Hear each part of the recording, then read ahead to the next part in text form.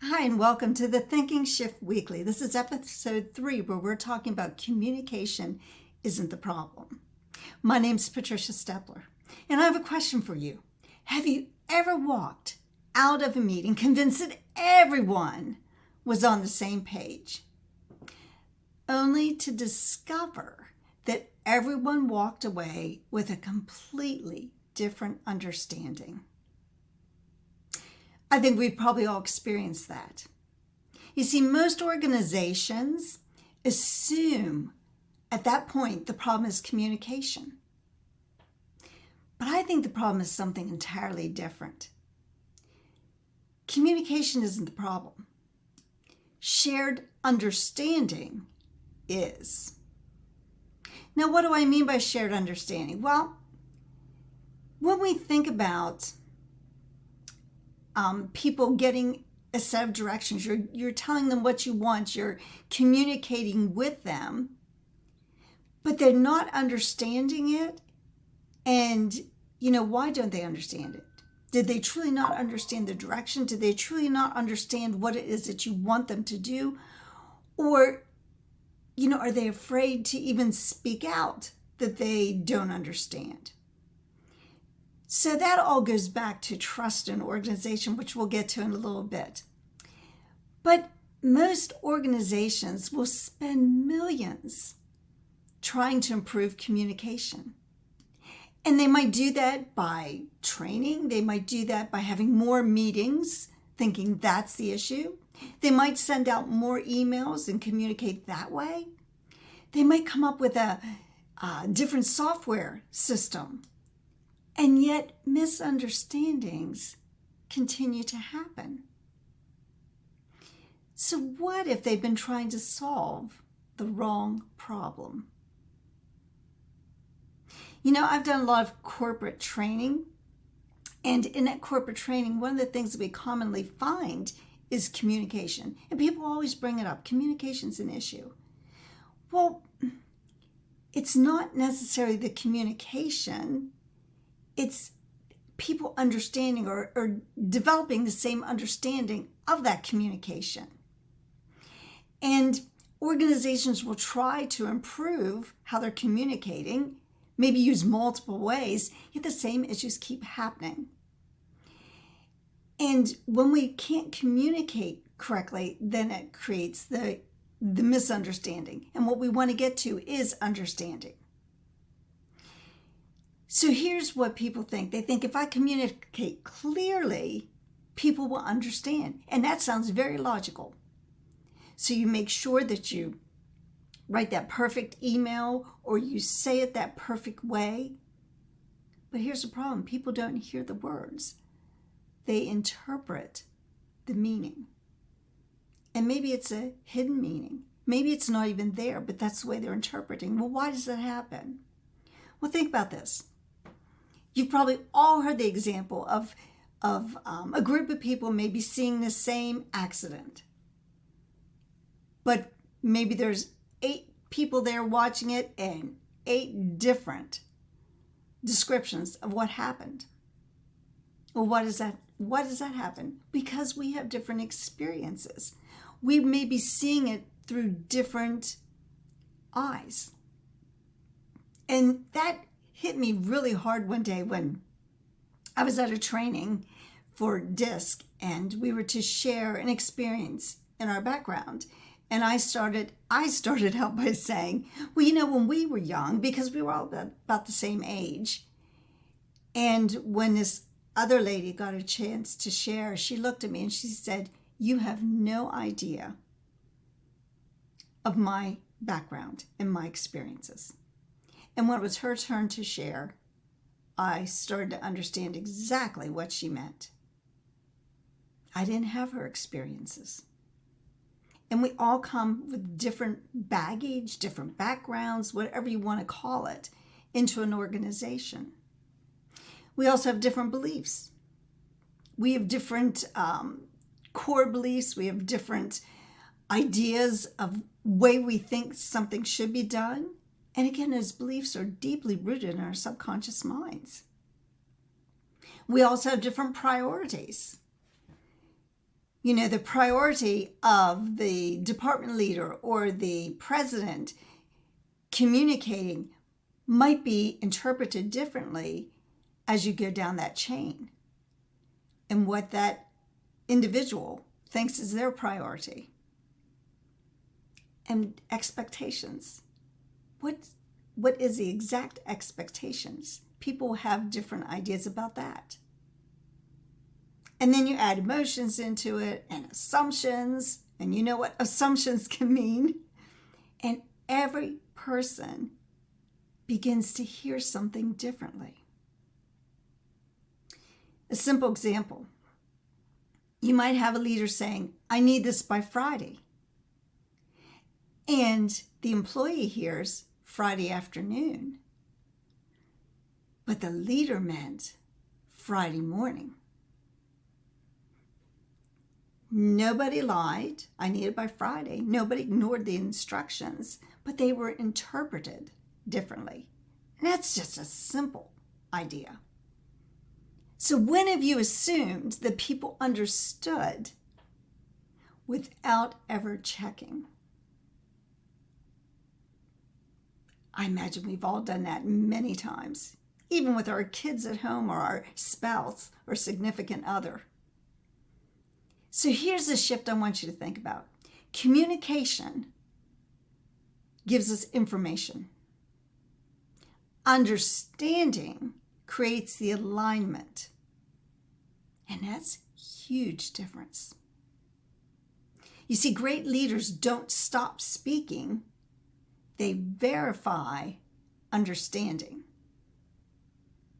So what we have to go from is communication, the speaking, the giving of the instruction, whatever it is that you want. And then we have to see how people are interpreting what we've said. And do they understand in the same way that we want them to, so that the actions taken give the results for what we want? So we have to go from that, from communication to interpretation to understanding to actions to results.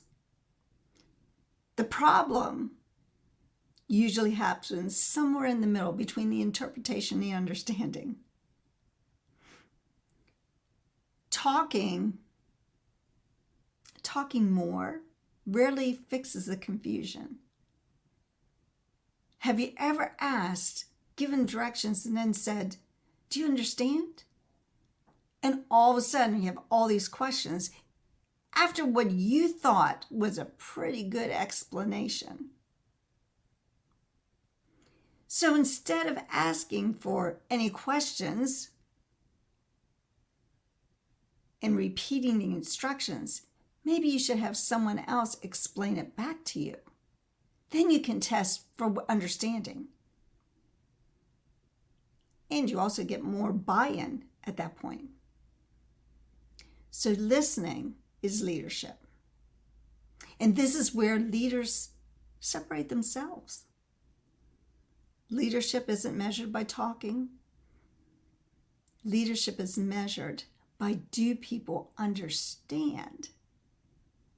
Are they hearing what I'm saying? What concerns does somebody have? And what would you tell someone?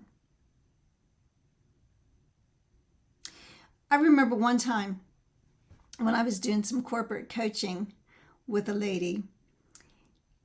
She was talking about this one employee that every time she talked to her, it was more or less a negative confrontational type thing. And as we were working through how to deal with people and how to become a good leader, she brought that up and she said, I should probably go back and have a conversation, to which I said, absolutely, you need to.